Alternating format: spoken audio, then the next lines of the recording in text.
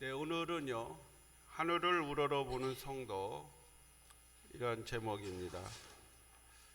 오늘 우리가 성경 끝에 부분을 읽었습니다만은 앞에 부분부터 7장을 읽어보면 이 스데반 집사가 지금 주님의 복음을 전하다가 이제 마지막에 순교하는 이런 장면이 나와 있죠. 이 스데반은 순교하기 전에 하늘을 우러러보면서 하나님의 영광과 하나님 보좌 우편에 서신 예수님을 보게 된 것입니다. 자, 이 스데반이 지금 전후 좌우 다 이렇게 막혀 있어요. 지금 그 자리를 피해 도망갈 수가 없죠. 그렇기 때문에 지금 그에게 볼 수 있는 공간은 하늘을 우러러 보는 것밖에 없어요. 우리가 사면이 다 막힐 때 항상 우리에게 뚫려 있는 공간은 하늘을 우러러 보는 것입니다. 지금 스데반이 그 자리를 피해 갈 수가 없는, 정말 이제는 절제절명에 놓여 있는 거 아니겠습니까? 지금 스데반 집사가 복음의 설교를 했을 때 유대인들이 마음에 찔려 이를 갈면서 급기야 돌을 들어 치기 시작한 겁니다.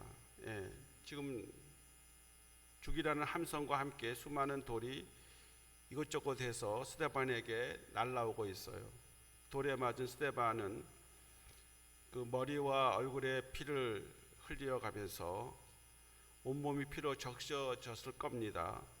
참을 수 없는 아픔으로 이 스데반의 신음소리가 점점 커졌습니다. 돌에 맞아 쓰러지기를 수없이 반복하였지만은 날아오는 돌은 언제 끝날 줄 모릅니다. 자, 그런데 이렇게 돌을 맞아 피를 흘려 죽어가는 스데반이 신음소리를 섞여 가면서 하늘을 우러러 본 거예요. 하늘을 우러러 보니까 하나님의 영광이 나타나고 우리 주 예수님이 그 하나님 보좌 우편에 서 계셨어요. 예수님이 하나님 보좌 앉아 계신다고 그러는데 성경 이곳에서만 스데반이 지금 주 예수 그리스도의 그 십자가의 죽으심과 부활을 증거했을 때 그것을 영 못마땅히 생각했던 사람들이 지금 돌을 들어 스데반을 치고 있는데, 스데반이 지금 죽어가면서 마지막 그의 기도가 주여 내 영혼을 받으시옵소서, 주여 이 죄를 그들에게 돌리지 마옵소서, 이렇게 기도하고 죽었습니다. 근데 스데반은 죽었다 이렇게 말하지 않고 성경은 잔이라 말하고 있어요. 잔다는 표현은요, 기가 막힌 말이죠. 그 성도들이 이 세상에서 다 세상을 떠나갈 때 잔다고 말해요. 왜냐하면은 우리는 다시 예수님 오시는 날에 부활할 것이기 때문에, 다시 깨어날 거기 때문에 죽어도 다시 사는 겁니다. 스데반이 지금 돌에 맞아 죽었습니다. 그럼에도 불구하고 이 사도행전을 기록한 누가는 스데반이 잔다라고 말을 하고 있어요. 자, 이렇게 스데반은 짧은 설교를 하고 순교했지만 그 여호는 후대에 남겼습니다. 초대교회가 예수님의 복음을 전할 수 있도록 제자들이 열방으로 흩어져 나가 교회들을 세웠습니다. 선교 전처 기지가 된 안디옥 교회가 세워졌습니다. 스데반으로 인해서 흩어진 사람들이 안디옥에 가서 안디옥 교회를 세웠는데 그 안디옥 교회가 선교의 전처 기지가 되어서 사도 바울의 선교를 뒤에서 기도하고 파송하고 그것을 도왔던 것이죠. 이 스데반의 영향에 의해서 바울이 주님께로 전도자가 되어 부름받게 되어졌던 것입니다. 이 스데반의 죽음을 두려워하지 않고 하늘을 그가 우러보는 믿음의 사람이었기 때문에 그 스데반을 통해서 이러한 역사들이 나타난 것이에요. 오늘 우리도 현실은 힘들고 어렵더라도 하늘을 우러보는 이러한 성도가 되어야겠습니다. 우리가 사면이 초과되어서 어떻게 해볼 도리가 없다 할지라도 하늘은 항상 열려 있습니다. 그렇기 때문에 여러분들이 어떠한 현실 속에 놓인다 하더라도 하늘을 우러러보는 성도가 되시기를 바랍니다. 그러면 그것은 우리에게 살 길을 열어주시는 것이고 우리의 신앙을 하나님의 은혜로 새롭게 해주시는 것이고 하늘을 우러보는 성도들이야만이 나중에 이 세상을 떠나갈 때에 하나님 앞으로 가게 될 줄로 믿습니다.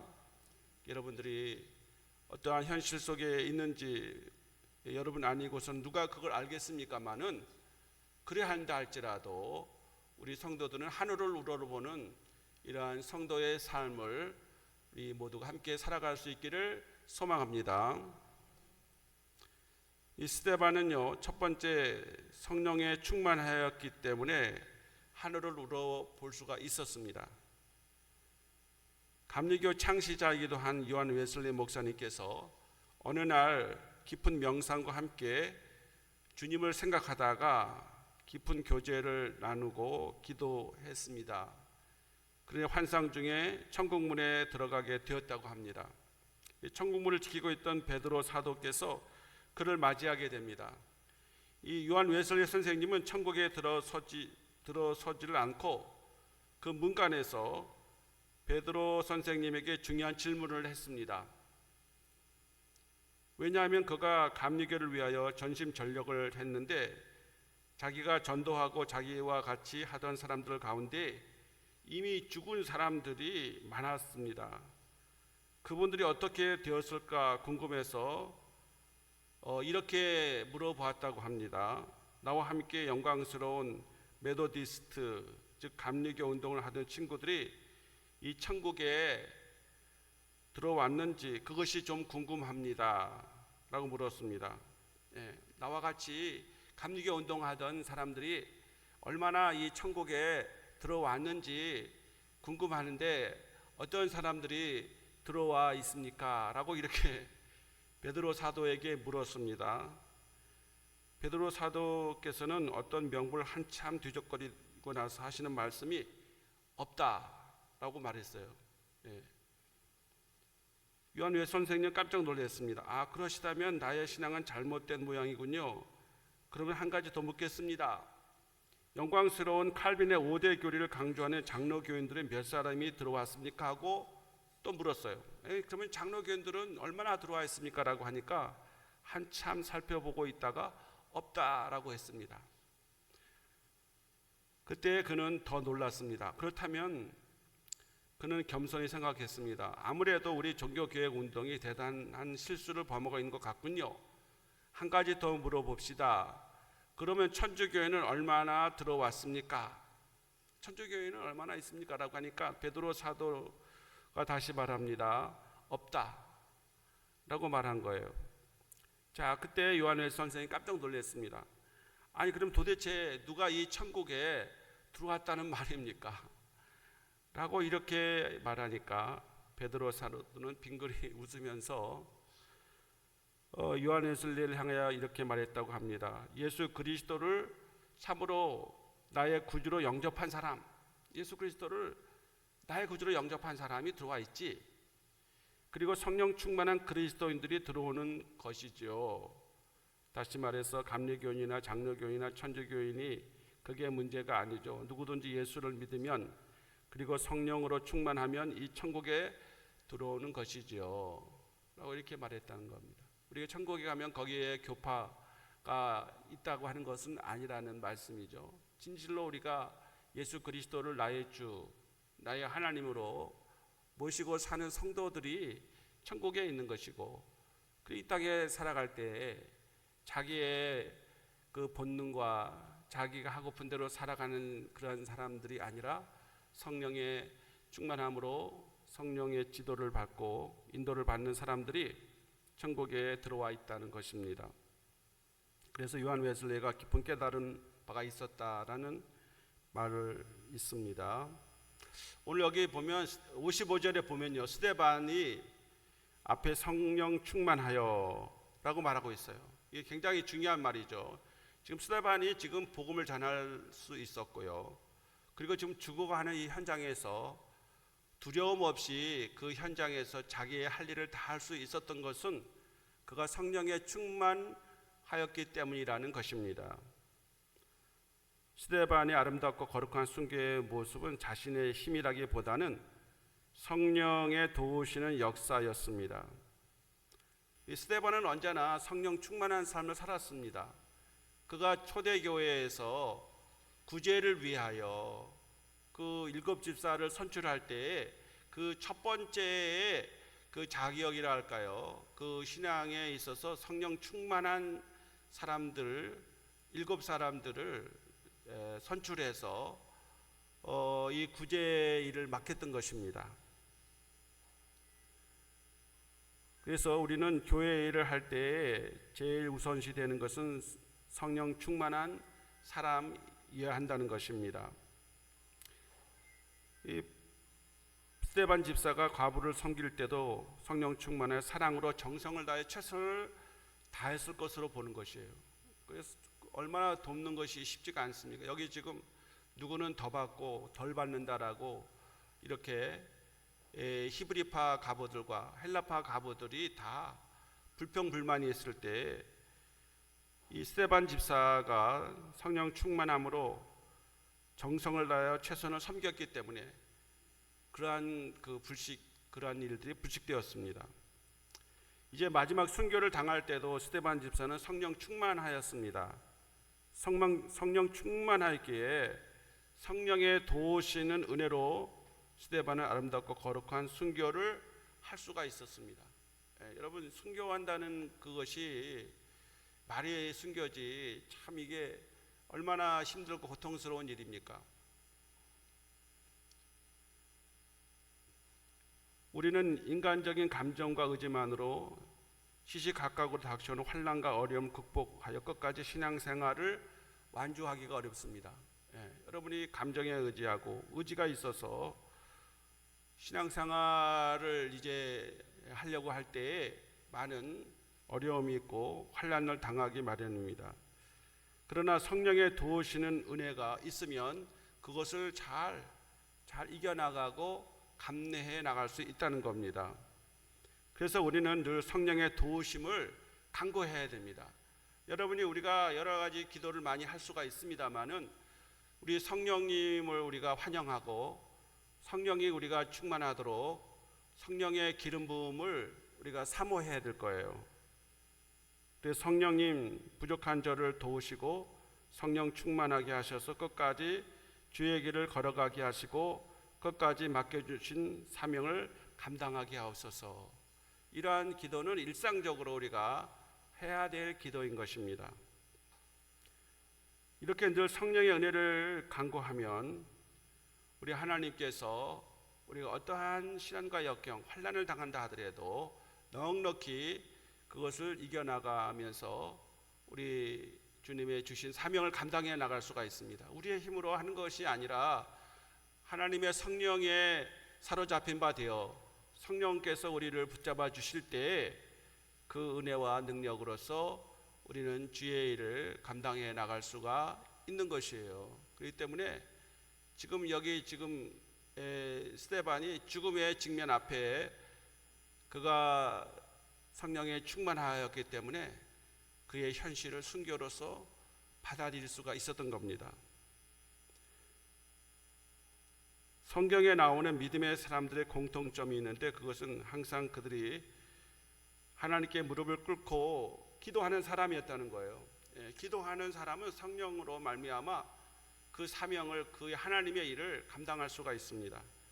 그 모세가 광야에서 이스라엘 백성들 그 200만 명이 넘는다고 하는 이스라엘 백성을 출애굽시켜가지고 광야 40년을 이끌어 나갈 때에 얼마나 많은 문제가 생겼겠습니까? 많은 문제가 생겼어요. 그 민수기 같은 데 보면은요, 이 고라의 무리들이 아주 대놓고 이 모세와 아론을 대적했습니다. 왜 너희들만 하나님의 이 총회에서 높이느냐? 하나님이 너희들만 사용하시느냐? 이 고라와 온의 그 일당들이 정면으로 대적을 했는데 거기에 250명의 이 지도자들이 같이 합세를 했어요. 그러니 뭐 사면 초과에 당한 거 아닙니까? 그때 이 모세가 한 것이 뭐냐면 하나님의 회막에 가서 무릎을 꿇고 기도하는 것을 했습니다. 하나님이 그에게 말씀하셔요. 자기의 그 어떠한 혈기나 자기의 경험과 지혜로서 그 대적하는 사람들을 물리친 게 아니에요. 하나님의 영광을 하나님이 나타내십니다. 고라의 무리들을 이 땅이 갈라지게 해서 그들을 삼키게 하고 250명의 그 이제 사람들이 지도자들이 다 화로를 들고 있을 때 그 화로불이 나와가지고 그들을 다 불살랐습니다. 하나님이 하실 일을 하나님께서 이 모세 아론에게 그 일을 행하실 때 모세가 항상요 기도를 항상 했어요. 하나님의 인도를 받으신 거죠. 이 다윗도 말이죠. 사울 왕이 쫓기는 상황에서 끝까지 믿음으로 승리할 수 있었던 것은 그가 늘 하나님께 여쭤보면서 인도하심을 받았기 때문입니다. 하루 이틀도 아니고 이 다윗이 말이죠. 그의 그 부항이고 또 이스라엘 초대 왕인 그 사울에 의해서 수년 동안 쫓겨다녔어요. 뭐 7년 가까이 쫓겨다녔다고 보는데 그러한 상황 가운데서도 다윗은 항상 그는 기도하고 찬송했습니다. 그래서 그 일을 이제 하나님의 때에 사울이 죽고 난 다음에 하나님이 이스라엘의 통합적인 제2대의 왕으로 이스라엘의 성군이 되었던 것이죠. 다니엘과 그의 세 친구 사드락 메삭 아벳느고가 바벨론의 포로 생활을 했어도 그곳에서 승리하며 끝까지 믿음을 지켜나갈 수 있었던 것은 그들이 늘 기도하는 삶을 살면서 하나님의 도우심과 인도하심을 받았기 때문입니다. 이러한 사람들이 다 하늘을 우러러 기도하는 삶을 살았기 때문에 하나님이 그들을 붙잡아 주시고 인도하셨다고 하는 사실인 겁니다. 사랑하는 성도 여러분, 우리는 이러한 믿음의 사람들보다 더 부족하고 연약합니다. 그럼에도 불구하고 우리가 하늘을 우러러 이렇게 항상 기도하고 찬양하고 또 하나님의 말씀에 이끌림을 받는다면, 말씀대로 순종한다면 성령이 충만하여서 우리가 끝까지 믿음의 길을 가면서 승리하는 성도가 되어질 것입니다. 우리의 힘으로 능으로 할 수 없어도 오직 여호와의 신으로 되어진다라고 하는 스가랴 4장 6절의 말씀처럼 오늘 우리는 성령의 충만함으로 주의 일을 해야 되겠고 믿음을 지켜나가야 되는데, 여러분과 제가 항상 하늘을 우러러보는 귀한 성도의 삶을 함께 살아갈 수 있기를 축복합니다. 두 번째, 이 스데반은요 죽어갈 때 자신을 죽이려는 자들을 용서했습니다. 이 스데반이 십자가에 달릴 때 그 두 가지 기도를 했습니다. 그것은 자기의 영혼을 받아달라는 것이었죠. 네. 예수님도 십자가에 달려 돌아가실 때 마지막에 그 기도하지 않았습니까? 내 영혼을 아버지의 손에 부탁하나이다. 네. 우리가 이 기도를 평소에는 뭐 잘하지 못하더라도 이 세상 떠나갈 때는 우리의 영혼을 하나님에게 부탁을 해야 됩니다. 그리고 두 번째는 자신을 돌로 쳐 죽이려는 자들의 죄를 그들에게 돌리지 말아달라고 부탁을 했어요. 자, 이러한 기도는 예수님이 앞서서 하셨죠. 누가복음 23장 34절에 아버지 저들을 사하여 주옵소서 자기들이 하는 것을 알지 못한다라고 말씀을 했던 거예요.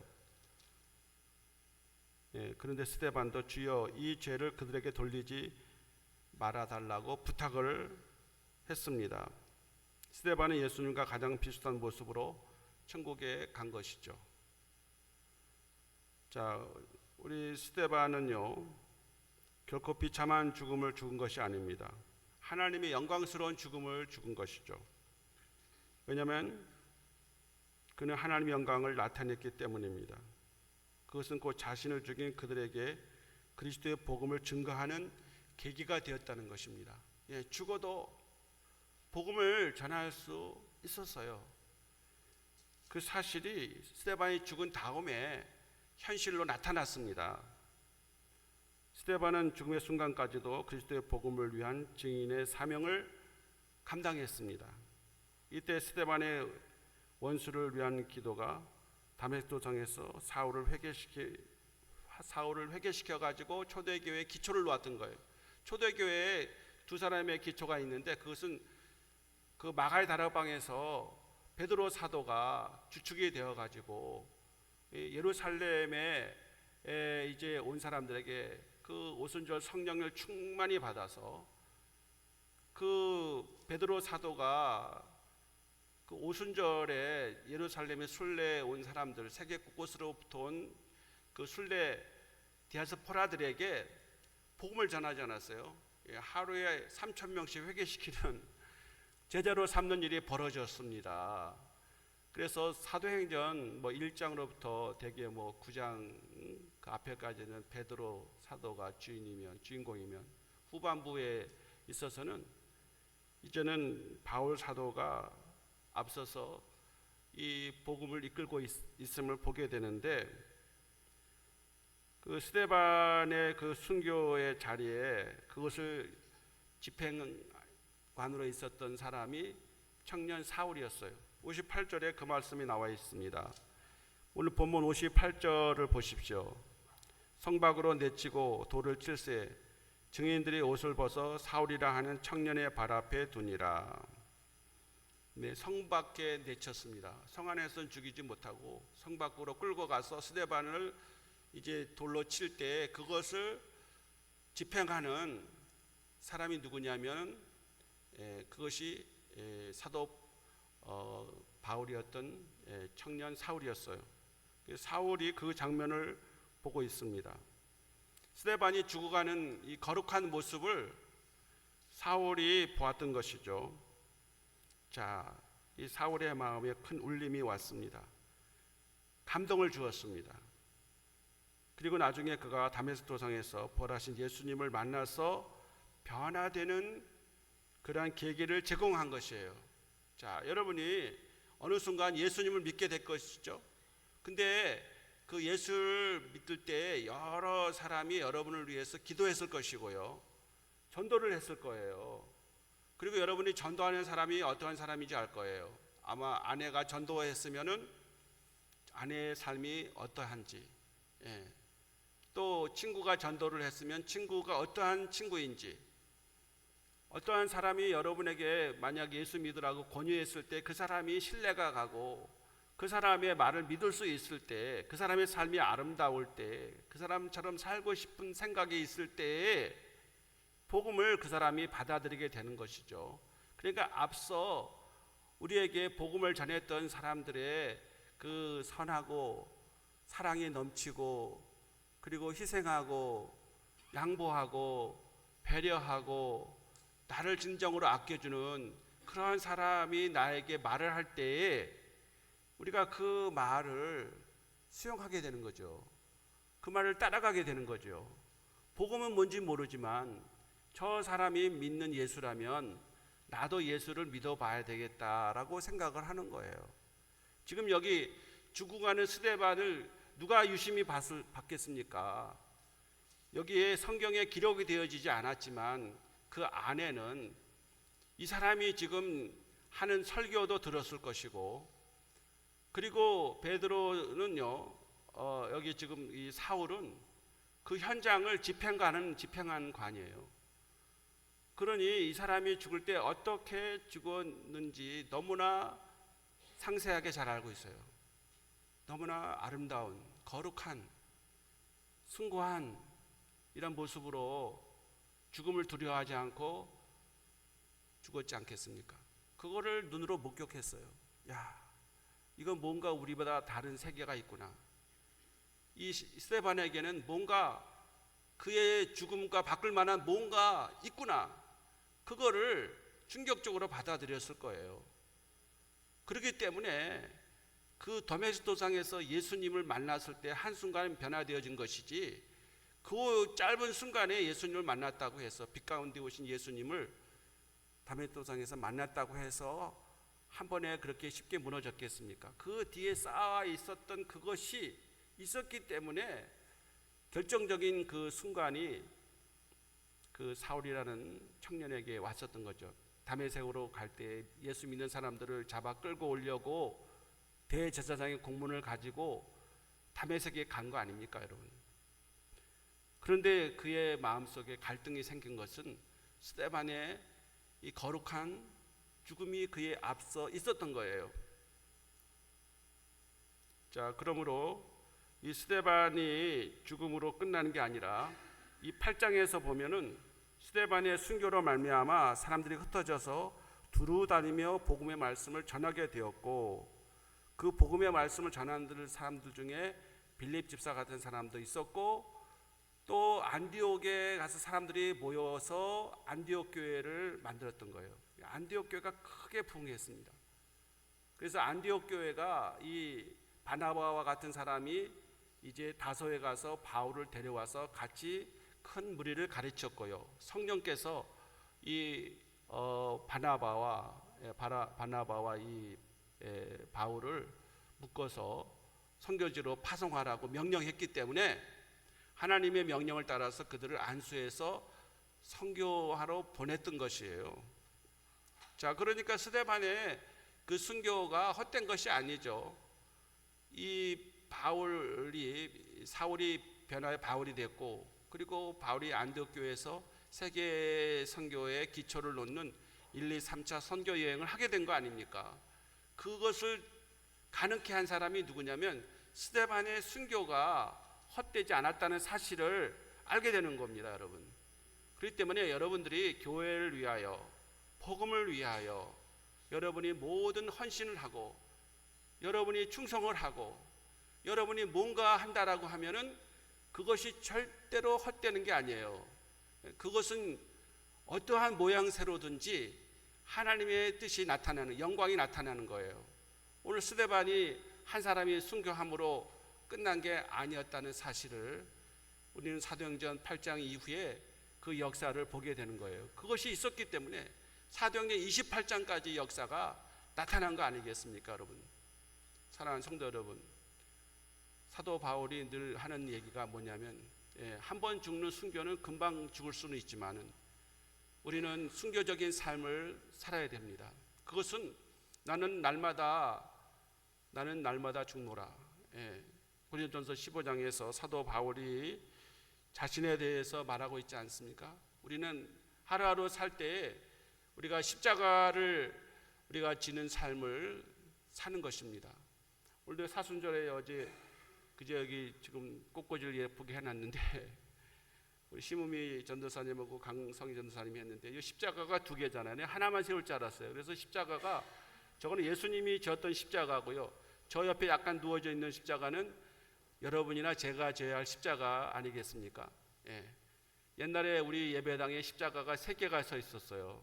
우리 고 김영준 목사님이 십자가를 3개를 세웠는데, 이걸 알지 못하는 사람이 왜 이 교회는 십자가를 3개나 세웠느냐 그러는데, 앞에 있는 큰 십자가는 우리가 예수님이 진 십자가고, 옆에 누워있는 두 십자가는 우리가 제일 십자가인데, 그걸 잘 모르는 사람들이 좀 이상하게 생각해서 우리가 10년이 지난 다음에 두 개는 우리 김혜순 사모님이 이제 띄어도 좋습니다라고 해서 몇 년 전에 띄었습니다.